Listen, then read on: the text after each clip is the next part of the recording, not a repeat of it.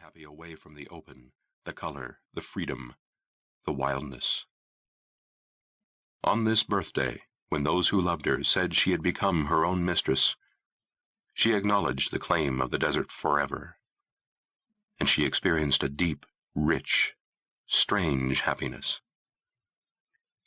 Hers always then the mutable and immutable desert, the leagues and leagues of slope and sage and rolling ridge, the great canyons and the giant cliffs, the dark river with its mystic thunder of waters, the pine-fringed plateaus, the endless stretch of horizon with its lofty, isolated, noble monuments, and the bold ramparts with their beckoning beyond.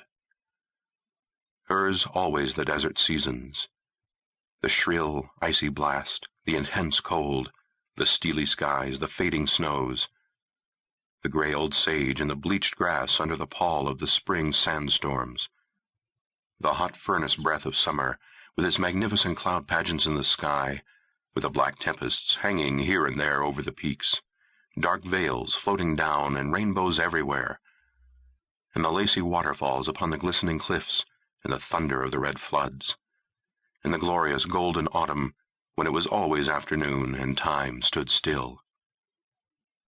Hers always the rides in the open, with the sun at her back and the wind in her face. And hers surely, sooner or later, the nameless adventure which had its inception in the strange yearning of her heart and presaged its fulfillment somewhere down that trailless sage slope she loved so well. Bostel's house was a crude but picturesque structure of red stone and white clay in bleached cottonwoods, and it stood at the outskirts of the cluster of green enclosed cabins which composed the hamlet. Bostel was wont to say that in all the world there could hardly be a grander view than the outlook down that gray sea of rolling sage, down to the black-fringed plateaus and the wild, blue-rimmed and gold-spired horizon. One morning in early spring, as was Bostel's custom, he ordered the racers to be brought from the corrals and turned loose on the slope. He loved to sit there and watch his horses graze, but ever he saw that the riders were close at hand, and that the horses did not get out on the slope of sage.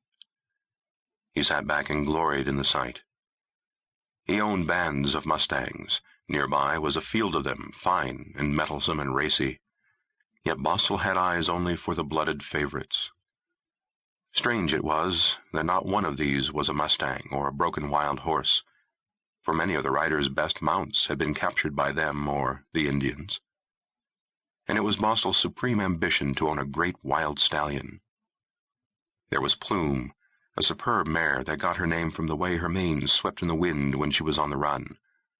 And there was Two-Face, like a coquette, sleek and glossy and cunning, and the huge, rangy bay, Dusty Ben, and the black stallion, Sarchedon, and lastly, Sage King, the color of the upland sage, a racer in build, a horse splendid and proud and beautiful. "Where's Lucy?" presently asked Bostel. As he divided his love, so he divided his anxiety. Some rider had seen Lucy riding off with her golden hair flying in the wind. This was an old story. "She's up on Buckles?" Bostel queried, turning sharply to the speaker. "Reckon so," was the calm reply. Bostel swore. He did not have a rider who could equal him in profanity. "Farland, you'd orders. Lucy's not to ride them hosses, least of all Buckles.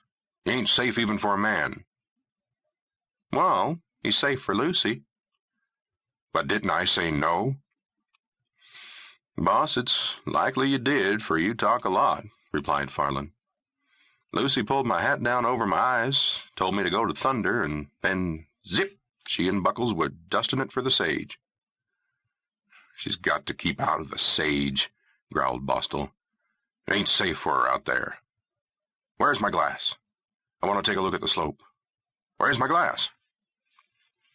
The glass could not be found. "What's making them dust clouds on the sage? Antelope?" "Holly, you used to have better eyes than me. Use them, will you?" A gray-haired, hawk-eyed rider, lean and worn, approached with clinking spurs.